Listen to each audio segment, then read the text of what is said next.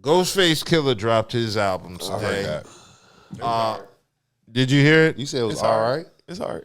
I was disappointed. Okay. Remember, like last week when we were talking about Nas and and DJ Premier. And we were like, yeah, like he got that song. He just got that signature. He's like, okay.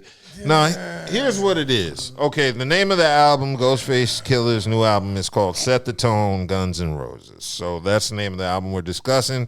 Came out today, 19 tracks, 52 minutes long. All right, it was a 52 fake out album for me because when you first put on the first track, it gets you. And you're like, oh shit, Ghost is back. Okay. And then that second track with Method Man, you're like, oh shit. 2 tracks, you getting amped. Okay. Then that third track, you're like, it's not as good as the first 2, but you don't want to ruin the moment. Right. And then after that, it's like a fucking roller coaster downhill and not in a good way. Every track, it got worse and worse. Because I think... Because it was a mixtape more than an album. There's no left in the artists that we loved growing up like that. No. Like, they're going to give you some, but then they're going to try to give you the new shit, too. And the new shit isn't really what we want from the artists that we remember them as. Like you said, Ghostface went into the R&B thing, right? Yeah. Like, and he's had a couple of R&B tracks, but what we remember Ghost for were those great...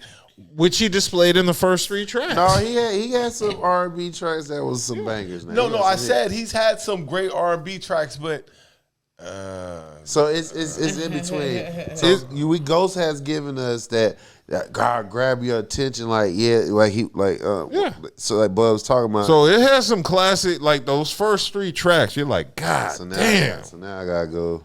Yeah, it's gonna get you hyped because it's vintage Ghost, like the first 2 or 3 tracks, and then after that you sitting there waiting for that magic to recap. This is another problem I have with these artists. See, I remember that's an old school tactic though. I remember when Ghostface made Only Made for Cuban Links and all these other great albums, and it's hard to top those albums that came before. You ain't got to top them. Yeah, but it's hard to place even in the category with those albums.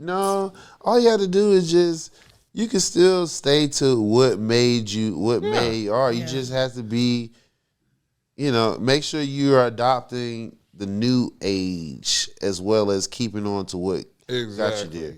You know what I'm saying? As long as you be able to make adjustments, you're good. And I think a lot of artists can't make that adjustment. Exactly. A lot of the older artists can't make that adjustment. So that's why when you see people like Nas, Nas has made the adjustment. Yeah. That's why he's able to get his flowers still. And he's like, him and Jay is like the oldest in the rap game right now. They're both 50s. Yep. So Buster's made the adjustment. And him too. Yes, Buster as well. Adjustment. He did that song with Kodak Black. Right. And I understood what Kodak Black was saying. Right.